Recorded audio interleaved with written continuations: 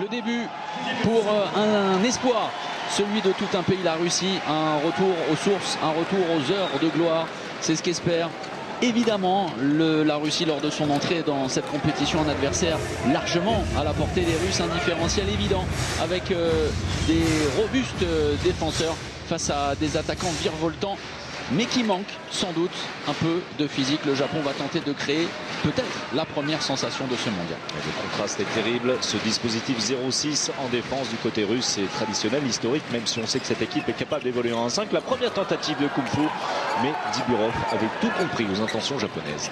Le bon repli défensif des Japonais. Avec un changement attaque-défense côté russe. En ce début de partie, c'est Shevchenko, l'arrière droit, ancien joueur, entre autres, les Rainer Karloven, qui n'évolue qu'en attaque. Il va avoir à ses côtés un joueur absolument qu'on aime beaucoup. On aime beaucoup Pavel Atman, demi-centre, arrière-gauche, peu importe où il évolue, c'est un dynamiteur hein, dans le bon sens du terme du jeu. On retrouvera sans doute associé un peu plus tard dans la partie à Zitnikov qui, lui, également ne manque pas de talent. Et on trouve le décalage avec Timur Dibirov qui, sur le coin long, va chercher le poteau pour le premier but dans cette rencontre en faveur de la Russie, qui a bien travaillé, qui a bien écarté le jeu sur l'engagement. Le tir trop rapide de la part de Hiroki Shida. Et la double parade pour le portier russe. Attention à Pavel Atman, voilà, on s'est dressé devant lui et on trouve la solution très facilement sur ce tir qui a surpris tout le monde de la part de Gorbok. Anciennement connu sous le nom de Arbok. Oui. Voilà, depuis qu'il est rentré, qu'il est reparti dans l'Est, eh bien il se nomme Gorbok, et qui a beaucoup voyagé, capable d'évoluer sur les trois postes arrière. On retrouve en ce début de partie, en tout cas on l'a retrouvé sur l'attaque précédente, sur un poste d'arrière droit, plus à l'aise généralement sur un poste d'arrière gauche. On combine avec Uegaki, Shida, c'est lui qui est resservi. Ça va être extrêmement compliqué, il va falloir s'appuyer sur la vivacité, de la créativité également. Vous voyez, on est en grande difficulté, l'occasion pour Dibirov. Oui, celui qui est l'un des spécialistes, même si bien c'est un but qui sera refusé à Timur Dibirov. Et qui en a beaucoup fait, ça lui arrive, ça c'est bien, ce sera rien du tout. Le tir qui passe à côté. Complètement à côté de la part du capitaine japonais. Il va falloir assurer les replis défensifs dans un premier temps. Il va surtout falloir être très efficace, contrairement à ce qu'on vient de voir, lors des situations qui se présenteront. Parce que, évidemment, l'intérêt d'une défense 0-6 aussi solide de la part des Russes face à un dispositif, alors parfois séduisant dans le jeu, avec de l'animation, mais avec trop peu de gabarit. On va obliger, parce qu'on imagine que le pivot va avoir énormément de difficultés à s'illustrer, on va devoir trouver des solutions. C'est très bien joué ce que viennent de réaliser les Russes. La nouvelle conclusion de Sergei Gorbok. Oui, il va falloir trouver des solutions sur les tirs longue distance avec les gabarits que présentent les Japonais. Ça risque d'être compliqué. Très compliqué. Et ça l'est en ce début de partie. Vous voyez la puissance de Gorbok qui fait la différence une nouvelle fois malgré la défense japonaise qui était au contact. Tout le problème est là, c'est qu'il va falloir mettre beaucoup de vitesse, beaucoup de justesse dans le jeu japonais. Pour l'instant, ce n'est pas le cas autant dans la construction qu'à la finition, puisqu'on a manqué une ou deux occasions relativement simples et claires. Une nouvelle fois, malheureusement. C'est un échec pour les Japonais. L'arrêt de Viktor Kriev. On surveillera. Ah oui, c'est servi. Cherno Ivanov. Notre ami Cherno Ivanov, quelqu'un de très tendre hein, en défense, vous le verrez. Alors peut-être pas aujourd'hui face aux Japonais, mais un petit peu plus tard dans la compétition. Quelqu'un pas très mobile, mais aussi dur qu'il n'est pas mobile. Alors Viktor Kirev, ça parle forcément aux Nantais. Et ça parle aux Nantais, mais pas dans le bon sens. Parce qu'il avait, lors d'une des deux rencontres de Ligue des Champions, écœuré les tireurs nantais en réalisant une partie énorme avec le moteur Zaporozhye. Il s'était imposé. Hein, oui. Oui. Et grâce à cet homme, clairement, il avait été absolument fantastique.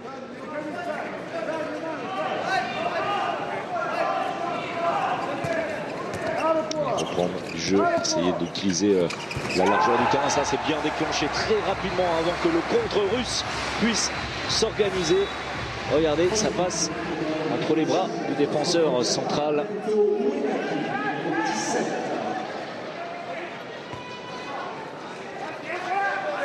Uegaki, qui est un jeune joueur.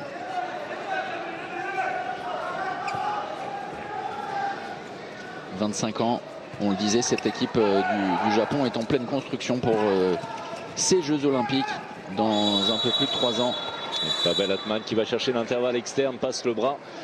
On intervient, mais trop tard. Côté japonais, c'est un 7 mètres accordé aux Russes et un petit carton jaune au passage. Oui, et ça va offrir une opportunité. Dmitry Kovalev, c'est aussi pour ça que c'est l'un des meilleurs buteurs de la sélection russe avec Mikhail Chipourine, alors d'autres qualités. Kovalev a des droits historiques depuis plusieurs années de l'équipe nationale. C'est très sérieux pour l'instant côté russe. Et malheureusement pour les Japonais, l'écart s'est déjà fait très vite. Voilà tout le problème pour des équipes supposées plus faibles. C'est de pouvoir rester le plus longtemps dans la partie. On a vu qu'avec le Brésil hier face à la France, eh bien, ça n'avait duré que quelques minutes. Le Japon, c'est le cas une nouvelle fois contre les Russes. Et puis pas tout à fait, mais on a vu les Angolais tenir un petit peu plus longtemps le choc face aux Slovènes avant de littéralement perdre le fil en seconde période. Les Slovènes qui se sont imposés 42-25. Il est lancé dans la course, la grosse faute. Ce sera 2 minutes directement pour celui dont je vous parlais, le tendre. Cherno Ivanov en retard sur ce mouvement japonais. Demi-centre en l'occurrence. Ugaki, seul buteur pour l'instant. Cette équipe japonaise. Et on vous parlait des gabarits japonais. Le plus grand, c'est un pivot qui culmine à 1m98, mais sinon la taille moyenne est très petite, 1m85 sur l'ensemble des joueurs. C'est bien fait, la bonne anticipation en défense de Shishkarev qui s'appuie ensuite sur Pavel Atman, vous le voyez. Passeva, finition en toute... Le temps mort pris déjà par Carlos Ortega. C'est très compliqué ce début de rencontre.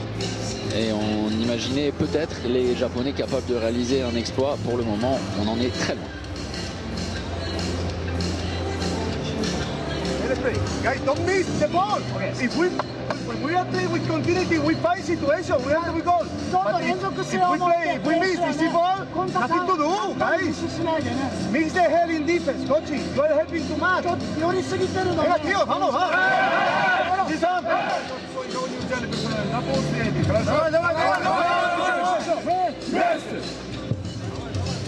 Un temps mort très court de la part de Carlos Ortega qui s'est rapidement penché sur la défense japonaise. L'attaque est en berne également. On vous a expliqué les raisons, vous vous en rendez compte. Effectivement, il va falloir trouver des solutions. On ne s'appuie absolument pas sur le pivot, mais comment peut-on s'appuyer sur le pivot alors que la défense en 0-6 est d'une solidité absolue pour le moment. Il n'est pas mis en danger surtout cette défense russe. Il faut être capable de travailler longtemps pour déplacer ces grands gabarits de la droite vers la gauche de manière latérale et prendre les intervalles. Regardez, une nouvelle fois, on va s'en sortir. Allez, à gauche, à gauche. Oui, mais alors, allez. Heureusement, bien sûr, on est très content de ce premier but signé Rémi Feutrier. Avec beaucoup de réussite, les Japonais ont récupéré le ballon, la bonne finition de... Comment vous dites, Rémi? Alors, je voulais que je vous le dise. Oui, allez-y. Bon, je vais vous dire en VO. Rémi Feutrier. Non, Henri Doy, Rémi. Voilà. Rémi Henri Doy. Voilà, si vous préférez. Bon, on va dire Rémi Feutrier, si j'ai bien compris.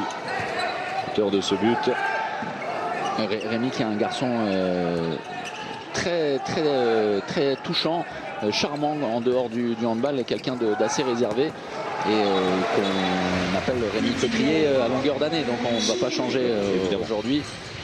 Évidemment. On a encore trouvé la solution facilement du côté russe. La passe de Dibirov pour son pivot Chipourine, alors que les Russes évoluent encore une vingtaine de secondes en infériorité numérique. Le jeu à 2 pivots pour attaquer à un joueur de plus, et on trouve la solution en se servant du travail à l'intérieur. On revoit ce but de Chipourine avec le ballon lâché entre les jambes. Portier japonais de l'autre côté, Shida, qui se sert du travail de son pivot. sur sa première tentative. Il est allé prendre position au cœur de la défense japonaise, Cherno Ivanov.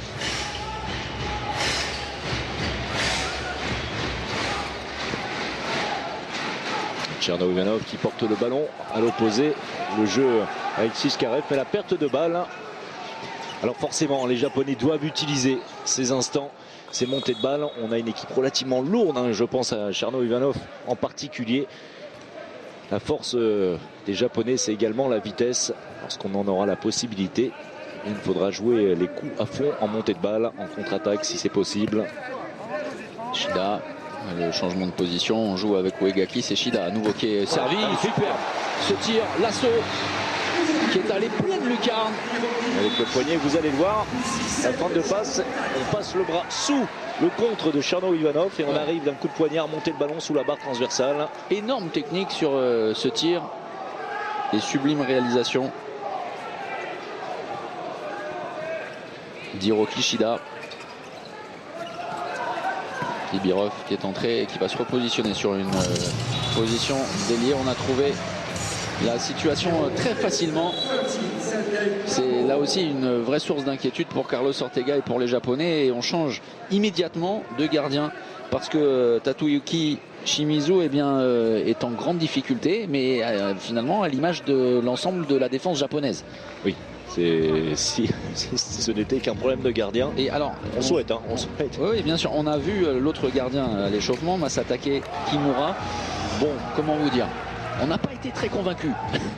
On va voir ça. C'est-à-dire que je pense que j'aurais pu en mettre 2-3. À ce point-là? Oui, non mais vraiment, franchement. Méfiez-vous, c'est jamais. C'est surtout qu'on a une défense de petite taille du côté japonais, pas très bon. On s'attendait à une défense beaucoup plus mobile, plus agressive, qu'on défend sur un dispositif plutôt à plat, pas étagé. Allez, le jeu à deux, c'est bien. C'est dommage, c'était intelligemment fait parce que il y avait eu la tentative d'interception de Dani Chichkarev et la solution était, eh bien voilà, le premier arrêt et le deuxième arrêt et un jet de 7 mètres.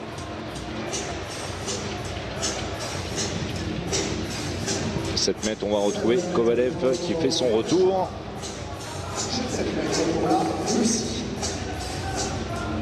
Oui, même si là tout le monde traînait, Dibirov sur l'arrêt du gardien a été vraiment considérablement gêné. Nouvelle tentative offerte à Dmitri Kovalev. Ça passe côté bras après une feinte, une longue fixation de l'ailier droit russe.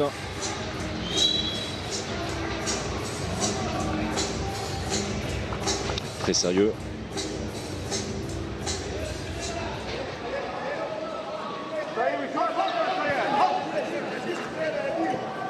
Bien respecter l'écartement du jeu, utiliser toute la largeur du terrain pour déplacer ses gabarits. Allez, bon temps fort jusqu'à l'aile, peut-être pas de solution, ça passe en tout cas. Uegaki heureux parce qu'il avait oublié Rémi Feutrier sur le côté gauche. Il a cherché l'intervalle externe et avec là aussi de la technique et beaucoup de poignets pour fouetter sa tentative et pour envoyer le ballon sur le coin long. Oui, on est beaucoup plus haut maintenant. Beaucoup plus haut. On est resté sur un dispositif 1-5, mais on n'hésite pas à s'étager. Pour essayer de perturber la circulation du ballon. Et pour empêcher les grandes courses. Et c'est facile. On est sérieux, côté russe, on est très sérieux. Double croisé. Atman ensuite pour Shelemenko qui trouve la solution d'un tir coin long. On a parlé de l'absence de Leggrams, le futur Dunkerquois, dans cet effectif russe.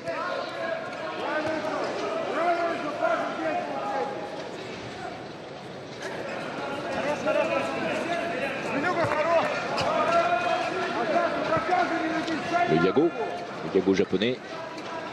La sortie du pivot à l'opposé. Allez, il faut être capable d'accélérer la sortie de Dibirov qui perturbe. Tokuda qui a été chassé par Dibirov et qui était tout proche, le russe, d'intercepter le ballon.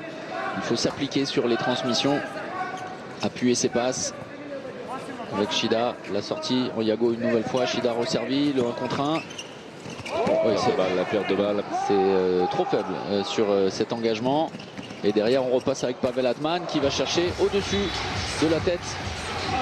On se permet le luxe d'un Passeva dans un tout petit secteur. On ne s'était pas très bien étagé côté russe entre Altman, Dibirov et Shishkarev, peu importe, on a trouvé la solution. Ça c'est magnifique ce tir en deux temps. Et lui, il nous laisse une impression très séduisante, Hiroki Shida.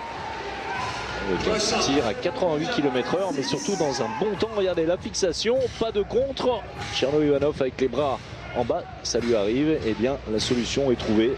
Bon tir coin long en pleine lucarne pour cet homme. Et ça va malgré tout bien mieux en attaque. Côté du Japon, maintenant il faudrait être capable de perturber les Russes dans leur jeu d'attaque. Et ça, ce n'est absolument pas le cas. On trouve des solutions très rapidement sur un simple 1 contre 1. Shishkarev qui va obtenir un 7 mètres. Et pour le 7 mètres, vous y êtes habitué maintenant, c'est Kovalev. Oui, et déjà le 3e jet de 7 mètres proposé, offert aux Russes, qui sont les Japonais qui sont dépassés. C'est toujours autant de réussite. Tir croisé au-dessus de l'épaule gauche. Le portier japonais.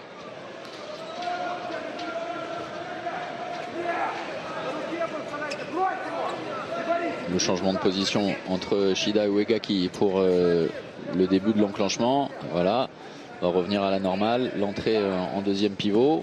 On repasse par Shida qui a une vraie force dans le bras. Et surtout qu'il déclenche très vite. Vous allez le voir, un appui, on pose la gauche devant, bien logique pour un droitier.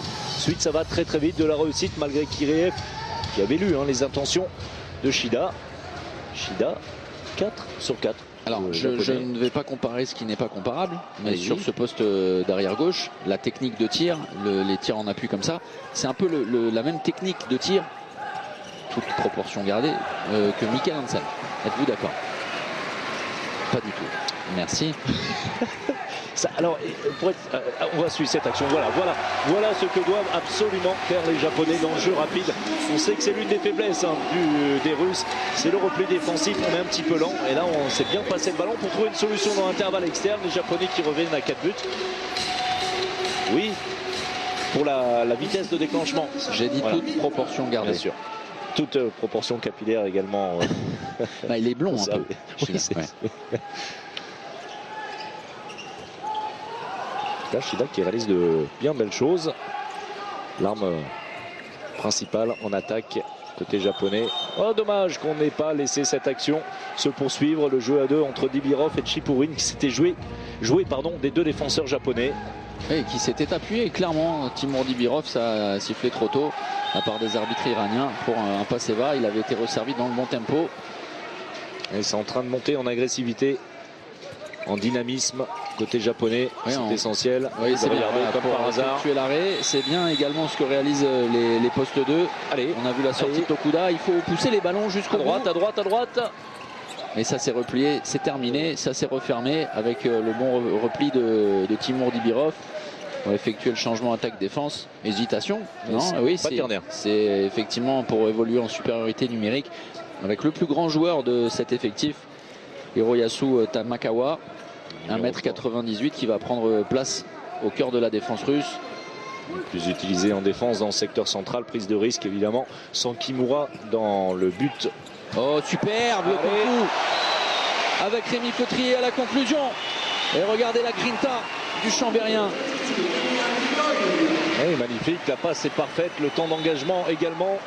Bon travail entre les deux Japonais. Et Rémi Feutrier Doi à la finition. Le Japon n'est plus qu'à 3 buts.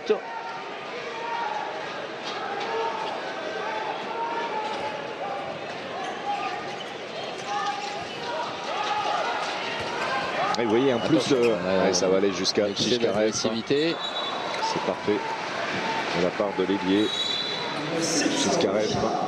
Oui, il y a du mieux, on le ressent clairement depuis plusieurs minutes désormais, et il a fait, il est allé s'emplâtrer, mais on avait l'impression qu'il avait fait la différence et que ça s'est refermé un peu tardivement. Il aurait sans doute pu obtenir bien mieux, et Carlos Ortega n'est absolument pas d'accord et on partage plutôt son avis.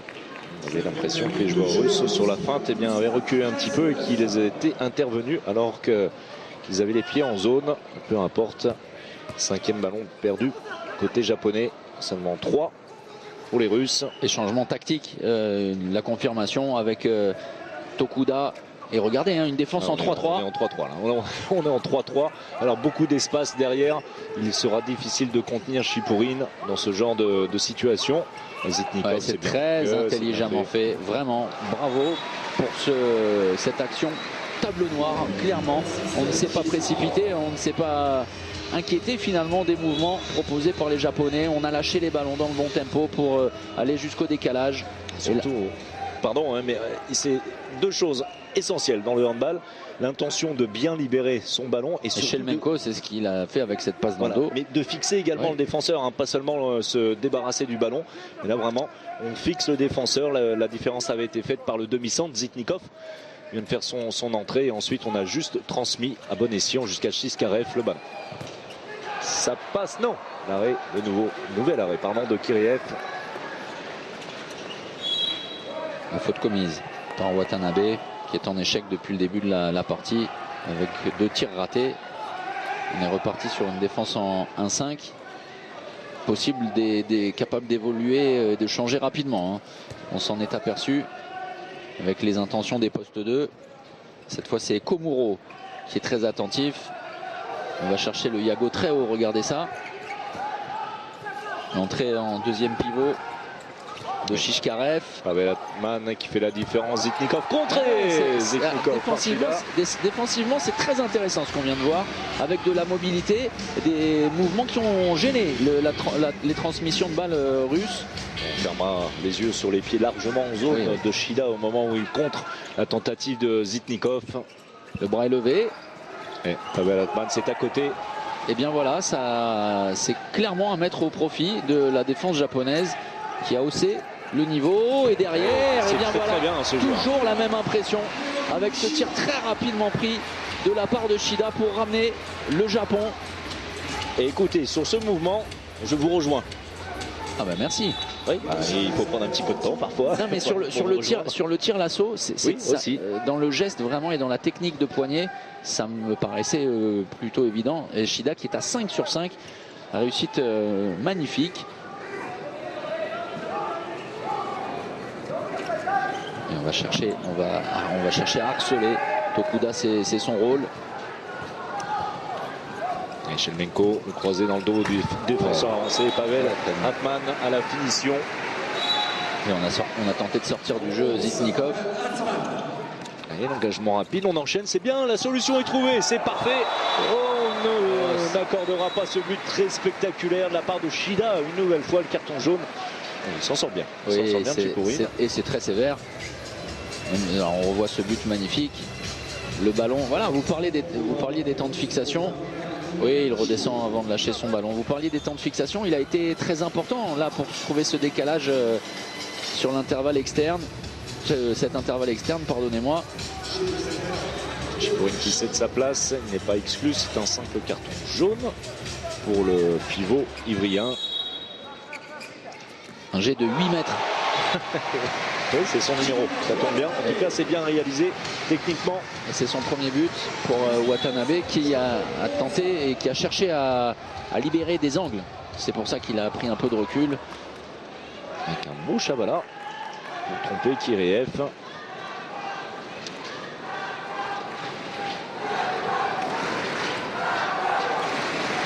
Les Russes ont un vrai coup à jouer sur le poste 2, occupé par Komuro.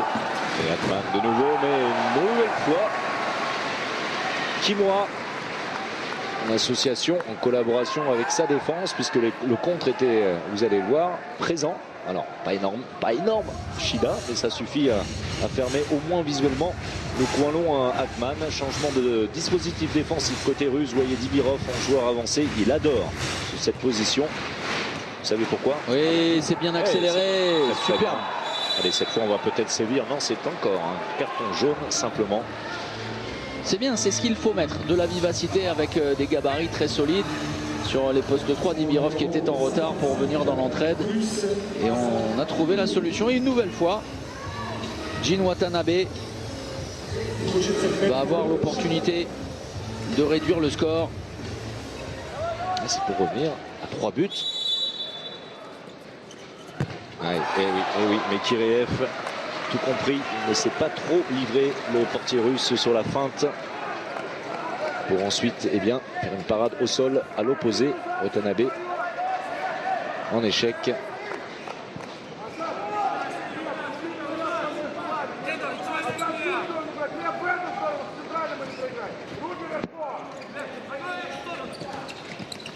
Ça c'est très difficile, très difficile. On sort plutôt pas mal sur cette action. Et on a fait passer, glisser Uegaki parce que Shida est allé se reposer sur le banc, sur le côté gauche, avec encore moins de gabarit. On l'a vu parce que Shida culminait à 1m94. Le bras levé, on menace la tentative. Le tir par en dessous. Parce que c'est contré par la défense russe. Pavel Atman dans le 1 contre 1 s'est allé à 300 à l'heure. Manque de réussite sur la conclusion. Et Atman touché un tout petit peu au bras avant qu'il ne déclenche. Et nouvelle opportunité pour revenir à 3 buts. Ça s'est stabilisé. L'écart vraiment et l'impression globale également. Les Japonais se sont mis au diapason. C'est surtout en défense, hein. C'est surtout en défense et comme par hasard, on a retrouvé également plus de mobilité, plus de vivacité en attaque avec quelques inspirations. Et on pense surtout à Ashida et actuellement plus sur le terrain. Mais sinon, tout ce qui est, on va dire, classique, trop classique, sera contré par les Russes. L'hésitation. Quelle hésitation. On n'avait pas pris l'information. Qu'à l'arrache. Fait partie de ces quelques jeunes joueurs russes au gabarit impressionnant. Lui qui avait aussi affronté les Nantais avec le moteur Zaporozhye. Et on est repassé, regardez, sur une 3-3. Et toute la base arrière est scrutée, harcelée. Timur Dibirov, très peu d'angle. Et quel but génial de la part de Timur Dibirov. Le talent, ce joueur très particulier. C'est bien sur l'engagement rapide. On a surpris le repli défensif. Notamment celui de Pavel Atman. On revoit ce Chabala. Quel but splendide. Et en face, Atman insuffisamment solide face à Tokuda. Le vrai coup à jouer là sur cette défense en 3-3, c'est pour Dmitry Zitnikov. Sur le numéro 10 japonais, on l'a dit, Daichi Komuro, et ballon récupéré. Et attention, allez, encore. C'est dommage, Rémi Feutrier qui va récupérer sur le ballon. C'est bien de la part de Rémi. Applaudi par le public de la Alix XL. C'est un petit peu rempli depuis le début de la partie. On est passé de XS à M.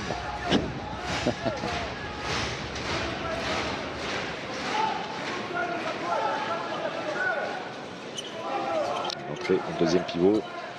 Mikaro, c'est lui qui ressort le ballon. Compliqué. Allez, c'est bien, l'appel de balle dans le dos là. Génial là aussi. Allez, le lob, regardez ce déplacement dans le dos de Chiporin qui n'avait pas pris en compte le deuxième pivot japonais. C'est lui qu'on trouve à la conclusion d'un lob magnifique qui est une vraie arme face à Kireev, qui est un gardien relativement grand, mais qui très tôt finalement dans sa parade va au devant du tireur. Ça va vite du côté d'Atman. Attention, manque de maîtrise sur cette tentative d'engagement rapide. Oh là là, super. Atman une nouvelle fois. Vu. Tout seul, Pavel Atman n'oublie de la défense. Très beau joueur que c'est Pavel Atman complet qui réalise l'exploit de marquer à 2 reprises en 4-5 secondes. Oui, et on se souvient d'un ballon pour revenir à 3 buts. Et à nouveau, la Russie est à 5 longueurs devant les Japonais. Il reste un peu moins de 2 minutes dans cette première période. Ça c'est difficile. On obtiendra sur cette action. Un 9 mètres, c'est un moindre mal pour Tokuda. Le Japon a réussi à s'illustrer sur les phases de jeu placé lorsqu'il y avait des temps de fixation suffisants pour ensuite libérer le ballon. Quand on veut tirer trop rapidement face à la défense russe, on va se retrouver systématiquement en situation d'échec. Entrée d'un joueur supplémentaire pour être en supériorité numérique. Shida. Et là, le retour de Shida, un retour gagnant pour le meilleur joueur japonais de très loin dans cette première période. Pas loin d'être le meilleur joueur tout court de cette première période. Belle qualité pour Shida, qualité de déclenchement.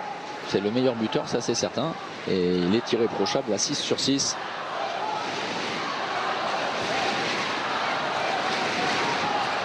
Zetnikov qui trouve à l'intérieur de Chipourine, défense en zone. Non, passage en force avec le bras très haut. Et finalement, la bonne défense effectuée par Tamakawa. Changement, double changement, attaque-défense. Et changement de ballon également. Kalarash qui va se positionner dans le bloc central. Ouais, Kalarash associé à notre ami Valiulin. Très solide, en tout cas très haut. Valiulin qui évolue en Bundesliga, pas très loin de chez vous. De chez moi. Non mais à Lemgo. Qu'est-ce que c'est que ça? D'accord, très bien. Lemgo en grande difficulté dans cette première partie de Bundesliga, l'ancien champion d'Allemagne 2003. Ne pas rendre le ballon aux Russes. Attention, parce que Timur Dibirov est très rapide. Une dernière opportunité. Le bras levé, peu importe. Oui, c'est bien. Super cette inspiration. Pour prendre de vitesse. Victor Kiriev dans les derniers instants. Ça va donner un vrai élan à cette équipe du Japon ces derniers instants lors de cette première période, parce que l'entame de match aura été bien compliquée pour le Japon. La Russie mène simplement après un départ tonitruant de 3 buts, 18-15. Oui, rapidement, François-Xavier, avant de rendre la main à Marie, le Japon complètement submergé dans les premiers instants. C'est refait la cerise au pays des cerisiers. Et de quelle... La Russie doit poursuivre ce qu'elle avait réussi à faire lors des premiers instants de cette partie, avant finalement de rentrer dans le rang, un peu moins séduisante, gênée par des Japonais très haut, à l'image de cette première défense en 3-3. Et les Russes n'ont pas déjoué, ce sont avant tout les Japonais qui ont réussi à proposer largement autre chose avec plus de mobilité. Alors là, un oubli. Oh, quel roucoulette, quel talent de la part de Dibirov, même si la situation ne s'y prêtait pas forcément. Le portier japonais. Alors vous allez trouver que je fais une fixette sur l'un des joueurs. Non mais vraiment l'un des points faibles, c'est Daichi Komuro. Il est pivot avec le numéro 10. Oui. Alors, ça n'est pas le meilleur défenseur, ça on s'en est rendu compte à 2-3 reprises. Et question repli défensif, question technique de balle, il est loin des standards attendus pour un championnat du monde. En gros, il n'a rien pour lui. Alors regardez, c'est lui qui est au cœur de la défense, oui, on l'a qui très sort peu sur vu. le Yago, qui est servi, donc concentrez-vous un peu sur lui. Mais je vais le faire, alors qu'il n'ait pas été très en vue en attaque, on peut le comprendre face à cette défense 0-6. Regardez, parce qu'il évolue aussi sur un poste 2 en défense, et vous allez constater que ça n'est pas le plus solide. Pas forcément non plus un pivot de position. Et le jeu à 2 pivots justement côté japonais. On repart bien évidemment avec cet homme. Oh là là, mais quel but! C'est un génie, parce qu'il n'y avait pas de temps de fixation. Et il n'y avait pas d'espace quasiment. Regardez, on va le revoir après cette roucoulette sensationnelle de Dibirov. Ce coup de canon en désaxé. Tir désaxé, qui n'est pas sans rappeler quelqu'un qui évoluait sous le maillot de l'équipe qui est opposée aux Japonais. Vous voyez qui je veux dire, qu'on va voir ce soir un petit peu plus tard sur le banc de la Pologne. Talent Dutchebaev et son fameux tir désaxé. On trouve la solution par Tcherno Ivanov. Pendant ce temps-là, l'engagement rapide, engagement énorme de Rémi Feutrier, mais calmé par la défense centrale russe. Shida, 7 sur 7 pour lui.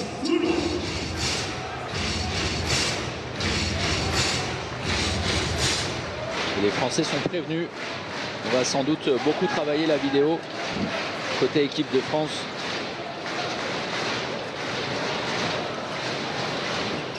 On retrouve à haut la limite de... Mais pas la limite. perte de balle de la part de Shida, déséquilibré sur cette fixation et ça va très vite de l'autre côté. Bon jeu de passe entre Shishkarev et Zitnikov pour trouver une solution et ça c'est bien fait. C'est très bien fait. On a utilisé le repli défensif tardif de Dibirov. Oui, on accepte le jeu rapide surtout. C'est ce qui est intéressant avec la conclusion. Et de nouveau cette défense très étagée. Vous voyez votre ami Komuro. Ouais ben, alors je confirme. Quelques problèmes sur le premier appui face à Zitnikov. Oui. Bien aidé, heureusement. On le disait tout à l'heure déjà dans une défense 1-5. Forcément quand il est scellé face à Zitnikov, là c'est une stricte sur Zitnikov, il est servi, alors c'est une faute défensive, les Russes vont pouvoir conserver le ballon. Et regardez effectivement dans le duel, le ballon perdu et derrière on se projette avec Rémi Feutrier qui va aller jusqu'au bout de ses intentions. Il pensait dans un premier temps servir Shida, bien lui en a pris. Et bonne partie livrée par le Chambérien. Troisième but pour Rémi.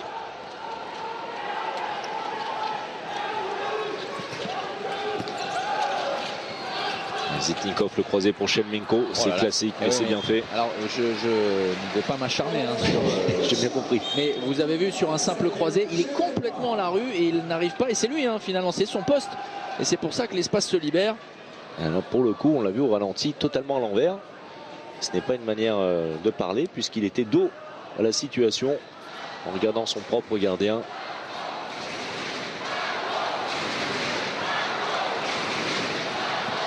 Et Rémi Feutrier avec un angle restreint, ça passe encore pour Rémi. Quatrième but, tout comme Shida. Rémi à 100%. Et Rémi qui est venu nous saluer tout à l'heure lors de l'échauffement, mais qui avait le visage très fermé, extrêmement concentré. Pavel Atman avec Zitnikov. 3-3 au milieu du terrain. Ouais, alors là, évidemment, les espaces se font trop grands pour les Russes. C'est bien attaqué de la part des Russes.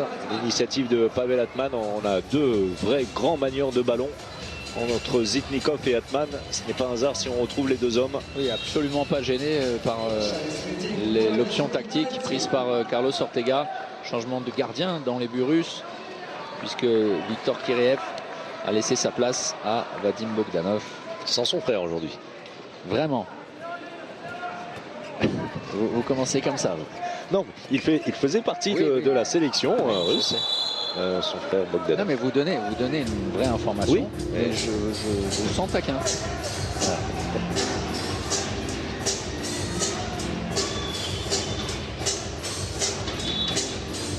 L'entrée de Rémi Feutrier en pivot. Pas de solution au tir. Temporise. Oui, c'est bien dans l'intervalle externe. Très bien joué avec la course et le jeu sans ballon. La conclusion de Shinosuke Tokuda. Et vous allez le revoir. Regardez le travail à l'intérieur. Alors le bloc n'est pas totalement légal, mais en tout cas ça a fonctionné. C'était Rémi Feutrier qui avait permis à son arrière droit de trouver l'intervalle externe libre. Et attention, les Japonais à 3 buts.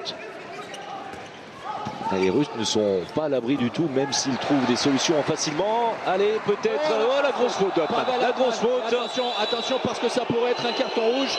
Ouais, 2 minutes, simplement. Mais c'est une action qui allait vers le but. Mais là où c'est regrettable, c'est que les Japonais étaient encore en possession du ballon, qu'on aurait pu certainement laisser l'action se dérouler. Voir ce qu'il... Regardez, ensuite. C'est Rémi Feutrier qui avait été servi, qui n'a pas contrôlé le ballon. Pavel Atman est exclu. Les Japonais en supériorité numérique avec la possibilité de revenir à 2 petits buts. Ça, dans les derniers instants d'une rencontre, c'est évidemment un carton bleu, sans aucune discussion. 2 minutes simplement sur ce geste. Allez, il est passé Shida. Ce sera un 7 mètres. Oui, on lui refuse le but pour un appui zone. Bon, ça paraissait dans le bon tempo. Il avait été touché. Un 7 mètres. Et avec le pied en zone, très justement, on revient à 7 mètres. C'est Rémi Feutrier-Doyle qu'on retrouve. Attention au pied, Rémi.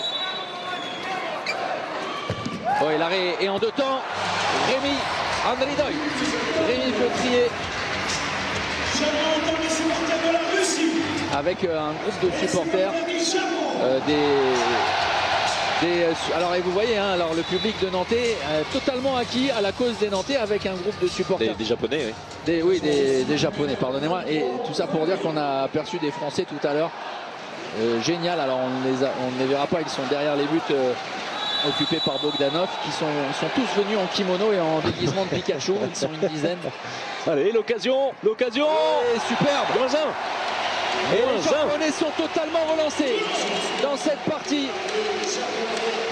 Malgré quelques premiers instants très hésitants dans cette seconde période. Retour à la normale comme en fin de première période. Et regardez la joie sur le banc. Carlos Ortega et tous les Japonais. Timur Dibirov pris en strict. Toujours cette défense très agressive. Il y a beaucoup de dextérité affichée par Koshio sur le Chabala précédent. Oui, de cran également. Les Russes toujours en infériorité numérique. Shelemenko, la faute sur le bras de Shelemenko. On va revenir très justement en 9 mètres.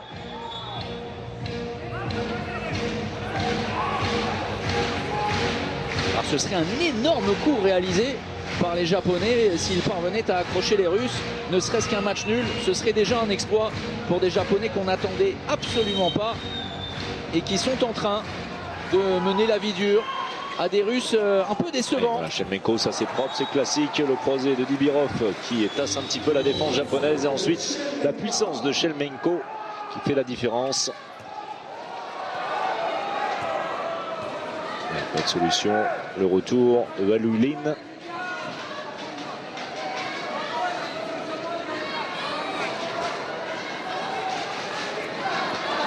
Les Japonais ont parfaitement profité de la supériorité numérique également après l'exclusion de Pavel Atman. Il faut proposer des temps. Oh, elle est superbe cette passe. Complet. Et bien voilà, on vous en parlait. En défense, ça n'était pas forcément évident pour Daichi Komuro. Il s'est fait oublier et il a été servi. Mais quelle erreur défensive de la part des Russes. Avec Zitnikov qui s'est extrait de la défense russe de l'alignement. Et tout de suite, on a trouvé la solution côté japonais. Japonais de plus en plus haut. Regardez, on est alors non plus sur une 3-3, même Rémi Feutrier était tout près de gratter le ballon. C'est sûr que lorsqu'on perd le premier duel. Et une solution à gauche, il s'est trompé. Shida, mais il allez, c'est récupéré. À servir son partenaire pour rester dans le tempo. On ne refuse pas le jeu rapide, au contraire. On est à l'entame de ses actions sur les engagements. Avec pas mal de réussite. Suite au service de Shida. C'est Motoki qui trouve la solution, l'ailier droit. Et le Japon qui reste un tout petit but.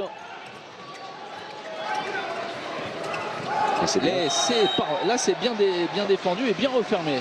Effectivement, il était sorti de sa zone très haute. Et il va se repositionner sur les 6 mètres. Shelemenko, 7 mètres.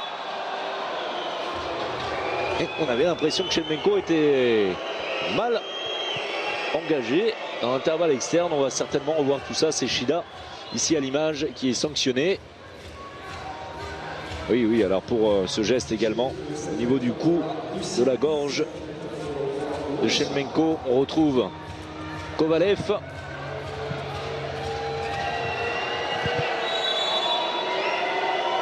Face à Kimura, battu au-dessus de la tête.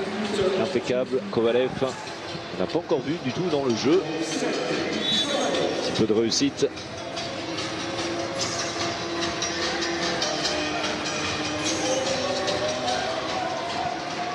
Le jeu placé japonais va se mettre, va tenter de se mettre en évidence. Avec Shida. Ah, dommage. L'erreur technique et derrière la punition. Évidemment, la supériorité numérique.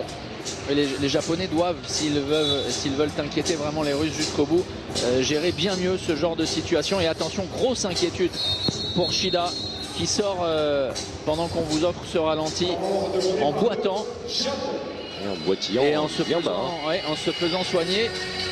par le staff médical et ça paraît très compromis. Il l'indique à son soigneur, la cheville qui a tourné pour le meilleur buteur, certainement le meilleur joueur de cette équipe japonaise. On écoute Carlos Ortega. He has received the ball. Let's do a little bit more pressure. And we have to keep it. Count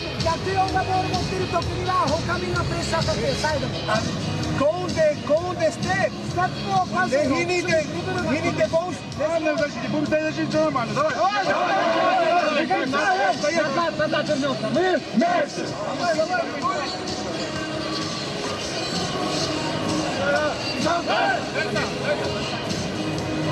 Bon, on n'est pas fan. Quand un temps mort est pris, autant se focaliser uniquement sur le pays qui a pris le temps mort, alors que l'on revoit l'échappée belle de Rémi Feutrier. Et on n'a pas pu cerner vraiment les propos de Carlos Ortega. Alors, on propose les buts de Rémi Feutrier avec 5 sur 6. Le seul échec, vous l'avez vu à l'instant, c'était sur son 7 mètres. Ensuite, il avait récupéré le ballon pour tromper Bogdanov. Ogaki. Oh, c'est difficile, c'est compliqué. Tentative de kung-fu entre les deux ailiers. Et attention à bien cerner Pavel Atman qui réussit à bien servir. fait, la parade. Shishkarev qui a trouvé sur son chemin Kimura. Finalement plus convaincant. Oui, vous voyez que Shimizu. On va donner les statistiques. Alors 5 arrêts, simplement 21%. Mais oui, plus efficace que Shimizu dans la mesure où Shimizu n'a effectué aucun arrêt, c'est sûr. 0 sur 8. Ça reste encore une prestation timide. Oui.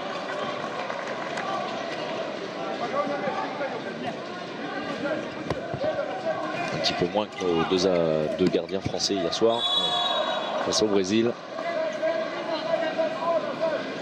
Vincent, tout comme tiré au meilleur, au-delà des 50%. Allez, ça va être récupéré. Allez, il faut se rééquilibrer, c'est difficile. Oui, c'est difficile. Il le savait, bien sûr. Bogdanov. Plutôt pas mal, hein. Ah oui, menton spécial, Bogdanov.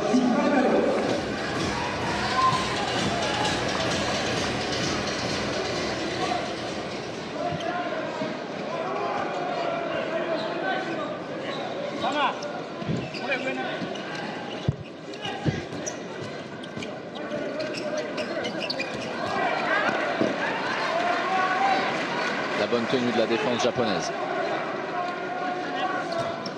D'un coup, d'un seul, un petit peu moins haute, la défense japonaise. Allez, ça passe.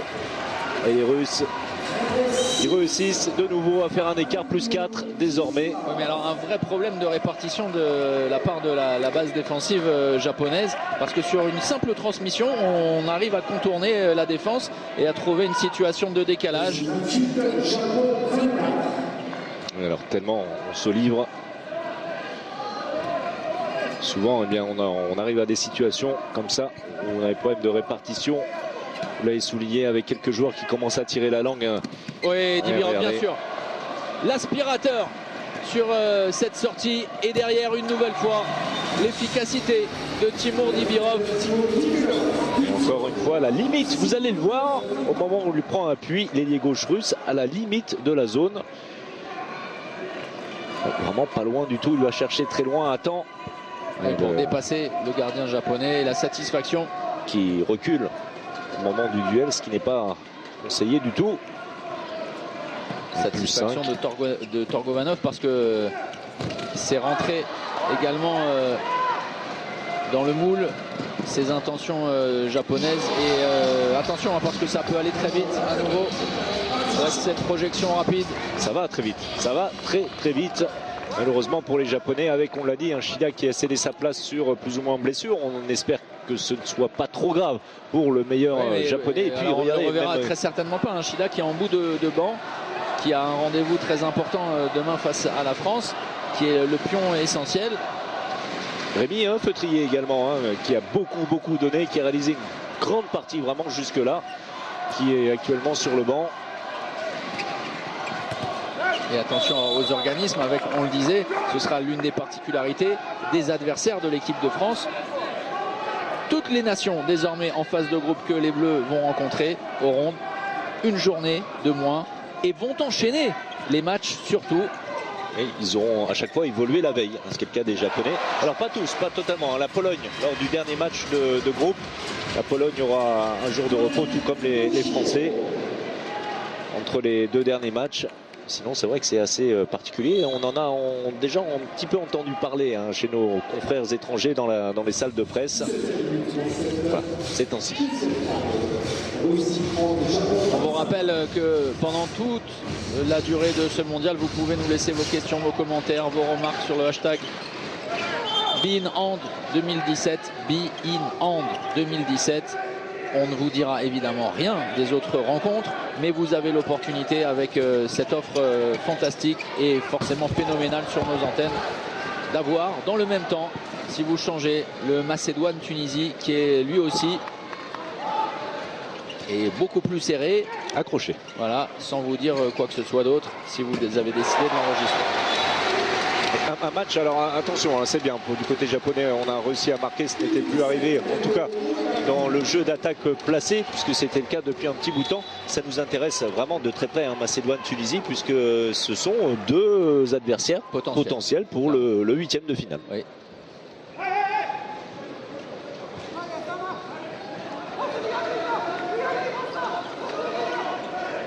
À nouveau la défense très haute avec Pavel Atman qui vient buter, le passage en force. Bonne entraide des Japonais. Allez, peut-être un nouveau temps fort. Oh là. Et c'est bien, dommage. La belle inspiration et la bonne lecture de Vadim Bogdanov.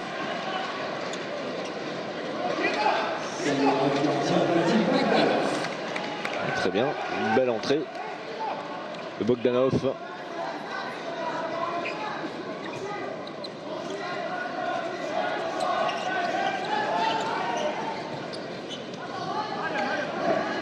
Et sur vraiment une individuelle pratiquement sur toute la moitié du terrain. Oh là, et bien voilà, lorsqu'on s'engage de trop, ce qui arrive, tourne en panneau, le 1 contre 1 avec le dribble sur le dribble de Chiskarev. Et à 100%, vous le voyez, l'ailier droit du Vardar Skopje.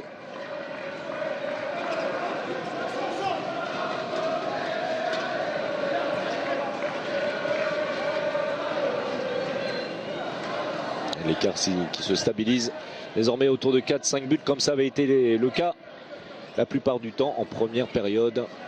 Un coup de moins bien pour les Japonais qui doivent également faire tourner leur effectif. Oui, alors physiquement, bien sûr, on est obligé. Et dans la rotation, eh bien, on se rend compte que le banc russe dispose de bien plus de qualité. Et évidemment. 7 mètres obtenus par le pivot japonais. La faute, la petite faute, on la voit au ralenti, de Tchernov Ivanov.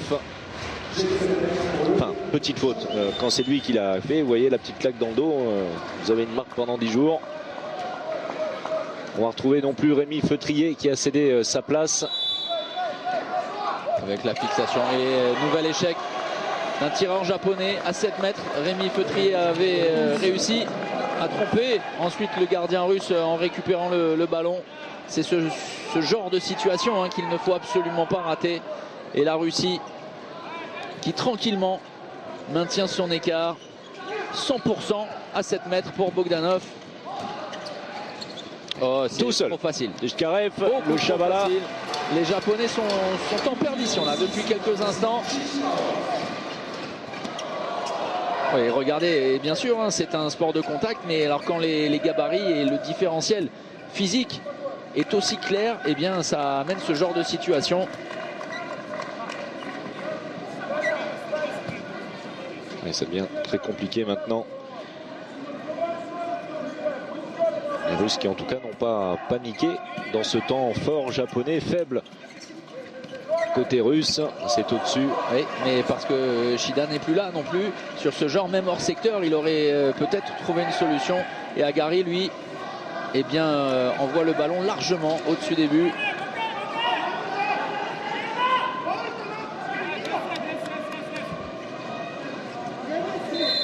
Et le temps mort posé par Dimitri Torgovanov. Tout va bien côté russe après un passage délicat. On a repris ses aises, 32-26. Alors on va tester le bruit maximum que peut faire le public ici au Luxembourg.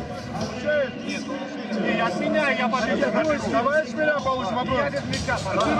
Ты вот на всякий случай, если что, подстрахуешь, он мясо не съедал, хорошо? Нужно гол забить, и все назад. Сань, пожалуйста, без...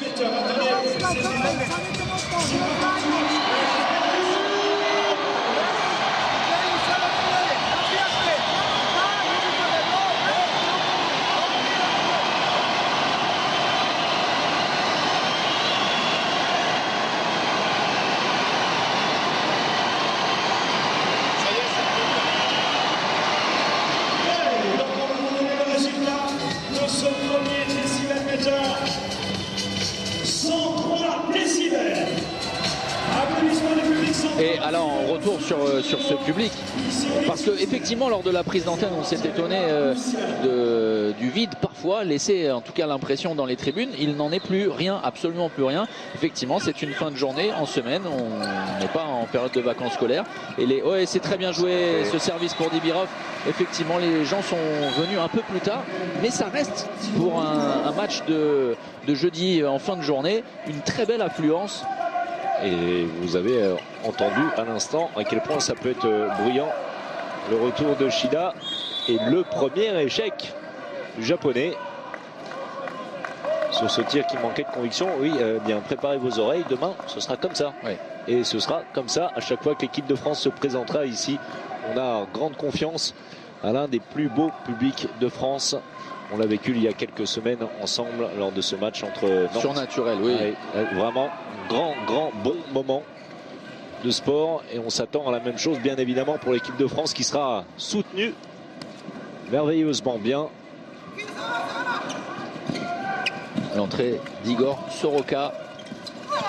Zitnikov qui commet une faute de jugement et donc derrière une faute technique, un passage en force, l'occasion pour les Japonais peut-être. Oh là, c'est très compliqué. La même, non, ce sera 7 mètres cette fois. Là aussi, hein, c'était très limite.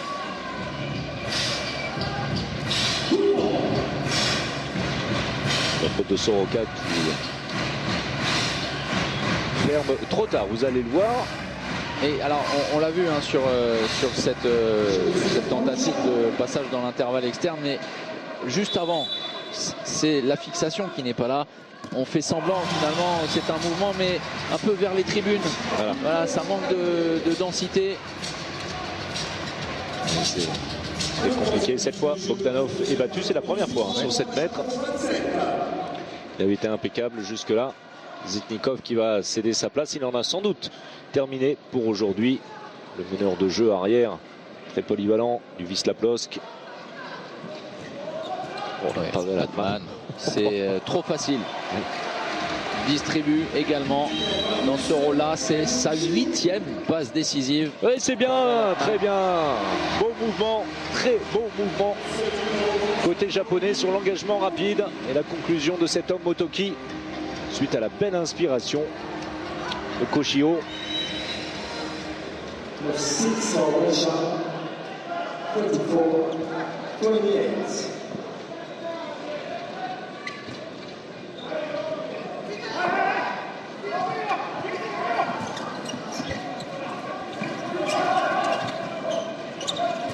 Oui, la mobilité, on s'en rend compte sur cette défense en 3-3 très importante de Mikhail Chipourine qui offre de vraies solutions. Et ce sont les Japonais qui parviennent à récupérer et à intercepter. Perdu sur cette montée de balle. 2 minutes. 2 minutes pour Shevchenko.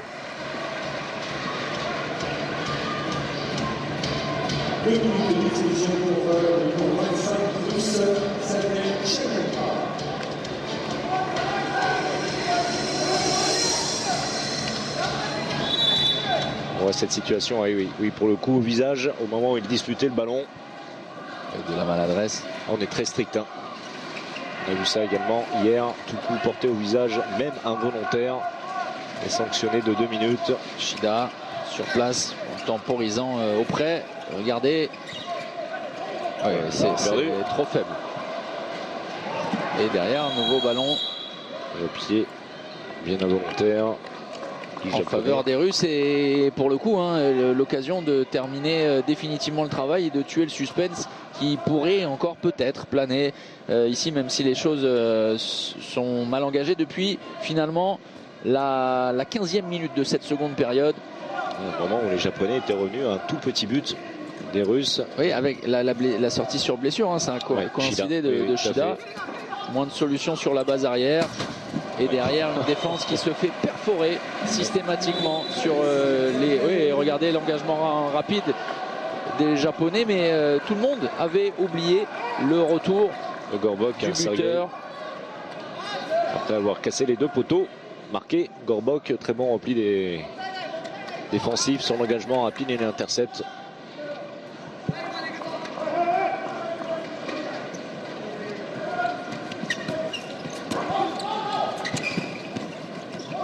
Oui, une statistique qui vient de passer qui est également très importante et qui illustre le manque d'agressivité côté japonais, même si on s'est beaucoup étagé. Aucune exclusion pour 2 minutes du côté japonais, alors que vous le savez, lorsqu'on s'isole comme ça d'une ligne défensive, eh bien souvent on a affaire à des duels et la situation est propice à une exclusion pour 2 minutes.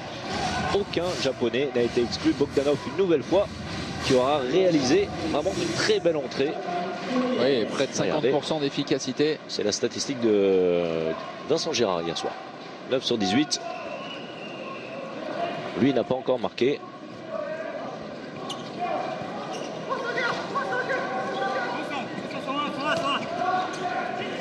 Et que ce soit Kalarash ou Chipourine sur cette défense en 3-3, on vient chercher le ballon, mais les Japonais à nouveau parviennent à se projeter vers l'avant après cette contre-attaque, mais en échec. Il y en aura eu de trop nombreux, François Xavier, aussi pour espérer à un moment relancer le suspense. Et l'effet Bogdanov également. Koshi qui a une bonne situation de tir. Je trouve que la barre, on fait tourner clairement du côté russe maintenant. 11 pertes de balles japonaises.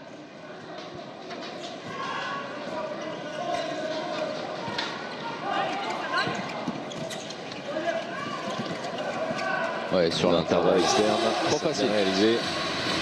On retrouve à la conclusion.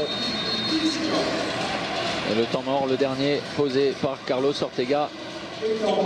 Shkou Kirinski pour sa première possession de balle. Il profite du travail préparatoire de Pavel Atman. C'est bien, bel et bien plié. Thomas, plus 9 maintenant.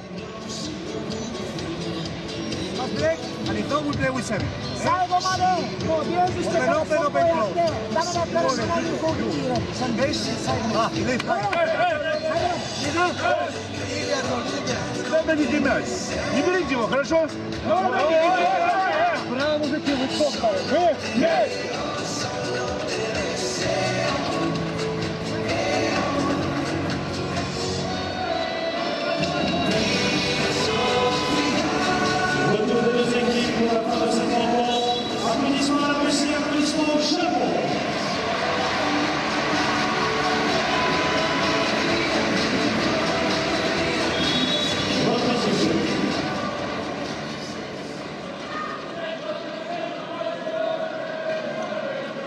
Dernière minute pour des Japonais qui vont d'ores et déjà voir la tête à demain. Dès demain, il faudra remettre les éléments pour essayer de faire une belle prestation. Nouvel échec, nouvel arrêt comme vous voulez, pas de gardien. Le voilà, le but. Bogdanov qui n'a, ici à l'image, qui n'a pu en profiter directement, mais c'est lui qui est à l'origine de l'action avec son 10e arrêt. Et plus 10. Et ça fait cher, et ça va très vite, vous le disiez, ça va très vite. Imaginez simplement que les Japonais, il y a tout petit quart d'heure, avaient la possibilité, un court instant, de revenir à hauteur de l'équipe de Torgovanov. Oui, c'est bien ce qu'il vient de réaliser. Là, Garé. Lui qui était plutôt en échec depuis son entrée plein centre, qui profite du travail à l'intérieur de Kato. Bogdanov qui s'excuse. Vladim Bogdanov, qu'on soit clair.